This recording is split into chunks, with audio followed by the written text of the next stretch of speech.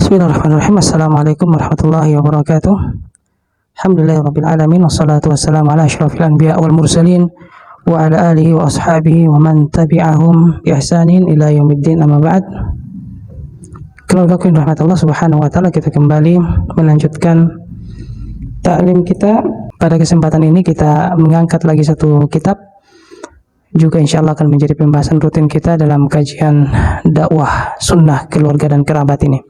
Satu buku yang sangat penting, yaitu buku Qawaidu Ma'rifatil Bid'ah, kaidah-kaidah atau rambu-rambu untuk mengetahui tentang bid'ah, yang dikarang oleh Muhammad Hussein Al-Jizani hafizahullah. Satu buku yang sangat bagus ya, untuk kita bisa bedakan mana itu bid'ah dan mana yang sunnah.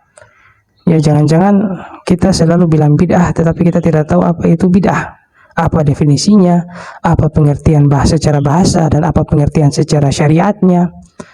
Sehingga kita kadang salah menganggap yang itu sunnah padahal itu bid'ah, menganggap ini amalan Nabi padahal bukan amalan Nabi, ini dari agama padahal bukan dari agama, atau sebaliknya kita anggap sesuatu itu bid'ah padahal itu sunnah. Makanya pembahasan begini juga penting kita angkat, minimal di keluarga kita lah bisa tahu hal-hal yang seperti ini, supaya tidak bingung dengar ceramah ini, bingung dengan ceramah sana, bingung. Oleh karena itu kita saling mengajarkan, saling memberitahu ya, supaya sama-sama kita memahami Islam ini seperti apa yang dipahami oleh orang-orang salaf terdahulu, orang tua-tua dulu lah.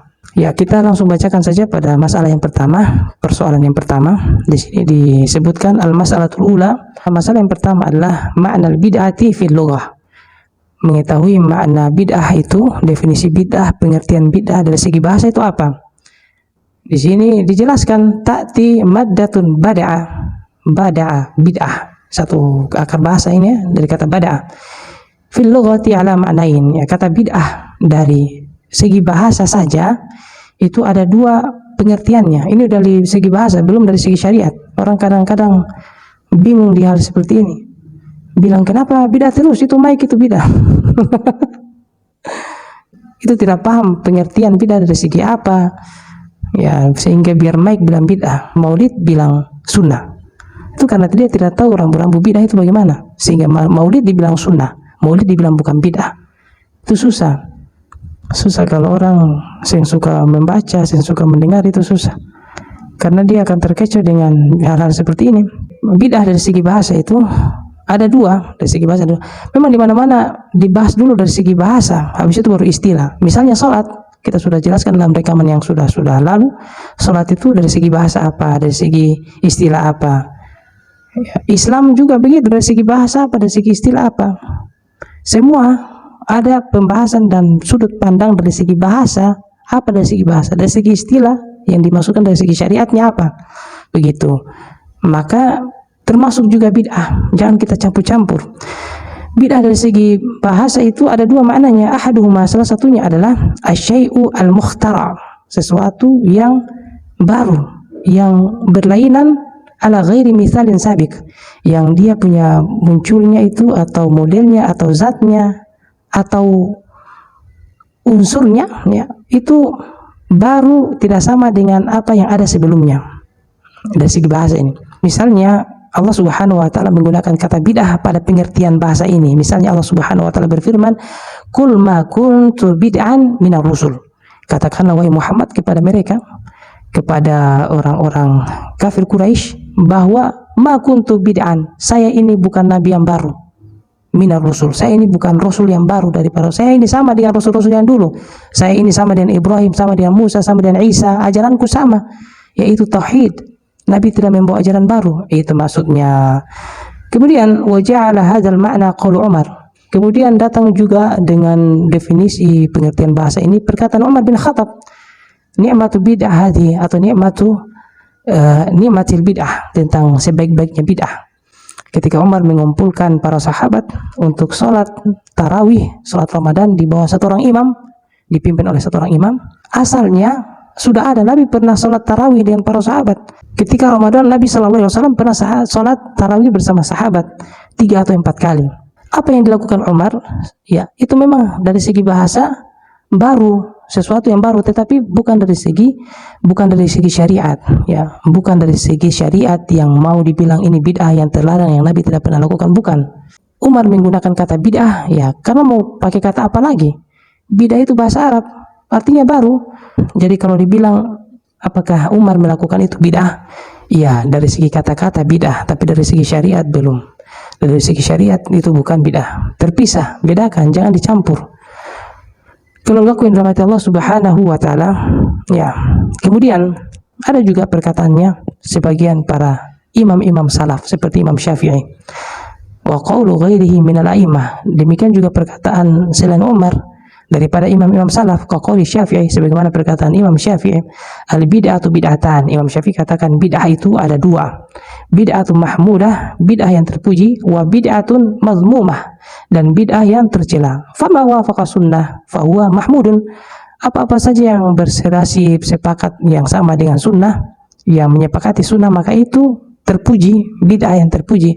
Wa ma khalafa as-sunnah, khalafa sunnata, dan apa-apa saja yang menyelisih daripada sunnah, fahuwa mazmumun, maka itu tercela, maka itu bid'ah yang tercela. Berkata Imam Ibnu Rajab, imam ulama besar, berkata bahwa wa amma ma waqa fi kalami salaf min istihsani ba'dil bid'ah.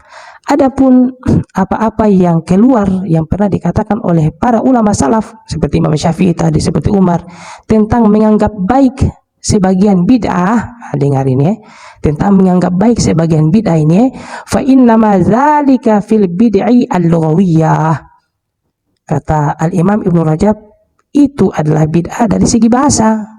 Jangan bingung. Ya, adapun perkataan Imam Syafi'i tentang bid'ah itu terbagi dua, ada yang tercela, yang tidak tercela. Adapun perkataan Umar tentang sebaik-baik bid'ah adalah ini, itu bukan bid'ah dari segi syariat. Itu adalah bid'ah dari segi bahasa, la syar'iyah, bukan dari segi syariat. Famin zalika qaulu Umar, sebagaimana juga perkataan Umar radhiyallahu anhu, lamma jama'an nas, ketika Umar mengumpulkan manusia, lamma jama'an nasa fi qiyam Ramadan, pada salat Ramadan, salat tarawih, ala imamin wahidin, di atas imam yang satu, maksudnya diimami oleh satu orang imam, fil masjid, di masjid, wa kharaja wara'ahum wa yusalluna kadzalika qal, faqal, maka mereka semua salat di belakang imam, satu imam. Kemudian Umar bin Khattab mengatakan bahwa ni'matil bid'ah hadi, sebaik-baik bid'ah, sebagus-bagus bid'ah adalah bid'ah yang ini. Itu bid'ah apa? Maksudnya dari segi kata-kata saja. Mau pakai apa Umar? Umar bukan orang Indonesia. Mau pakai kata Indonesia yang mungkin, maka pakai bahasa lah, bahasa Arab. Bid'ah ini bahasa Arab. Tetapi dari segi bahasa, bukan dari pengertian syariat. Keluarga yang dirahmati Allah Subhanahu wa taala. Itu referensi dari perkataan Umar, dari ayat-ayat semua ada di catatan kaki itu. Ada di catatan kaki. Kemudian makna bid'ah yang kedua itu bermakna, yang tadi kan maknanya adalah sesuatu yang baru, yang berlainan dengan yang ada sebelumnya.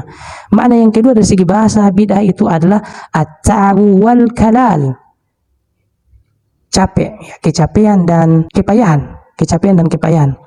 Yuqalu, misalnya dikatakan, abda'atil iblu idza barakat fit tariq min hizalin aw da'in aw kalal, payah seekor unta, capek seekor unta ketika ia berbaring tersungkur misalnya di jalan, min hizalin, karena sakit, au adain, atau capek, au kalal, atau payah. Ya, ini dari segi perkataannya orang Arab, mereka sering pakai kata-kata begitu. Ya, kalau ada unta yang terbaring di jalan karena capek, mereka bilang abda'at al-ibl, telah capek ini unta. Jadi bid'ah itu bisa bermakna juga capek, payah.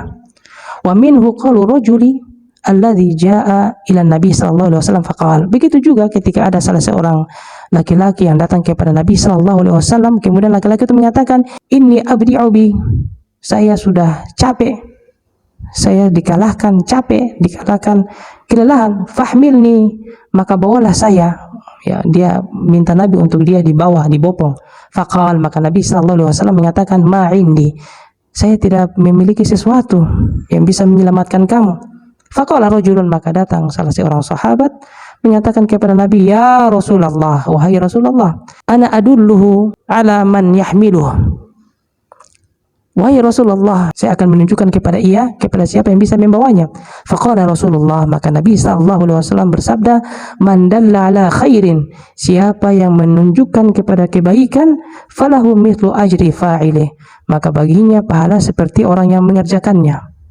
Nah, ini asbab urutnya, sebab-sebab hadis ini, karena begitu, siapa yang tunjukkan kebaikan maka pahalanya sama dengan orang yang mengerjakannya. Wa hadzal ma'na raji'a ila al-ma'na al-awwal, maka makna bid'ah seperti ini dia kembali kepada makna yang pertama, li'anna makna abda'atil ibl, karena makna capeknya unta, bada bi at-ta'abu ba'da allam yakun biha, karena unta itu sebelumnya dia tidak capek. Maksudnya begini, makna yang kedua ini yaitu capeknya unta, atau makna bid'ah dengan pemahaman yang kedua yaitu capek dan kelelahan, itu sama juga dengan makna yang pertama. Ya, kita kembalikan makna yang kedua ini kepada makna yang pertama, sama, yaitu sesuatu yang tadinya tidak begitu muncul, yaitu sesuatu yang muncul dengan berlainan dengan keadaan sebelumnya, baik itu modelnya atau keadaannya. Karena unta itu capek kan, tadinya tidak capek toh, tadinya segar, kuat, lalu capek. Keadaan yang berlainan. Sama dengan laki-laki ini, tadinya mungkin segar, kuat, tapi jauh perjalanan jadi capek, minta tolong para nabi. Begitulah bid'ah. Ya, makna yang kedua ini sebenarnya kembalikan ke makna yang pertama dari segi bahasa, sesuatu yang nampak berlainan yang tidak sama dengan keadaan atau dengan penampakan sebelumnya. Demikian keluargaku yang dapat Allah Subhanahu wa taala, mudah-mudahan ada faedahnya. Nanti kita lanjut mana syariat bid'ah itu apa. Subhanakallahumma bihamdika asyhadu an la ilaha illa anta astaghfiruka wa atubu ilaik. Assalamualaikum warahmatullahi wabarakatuh.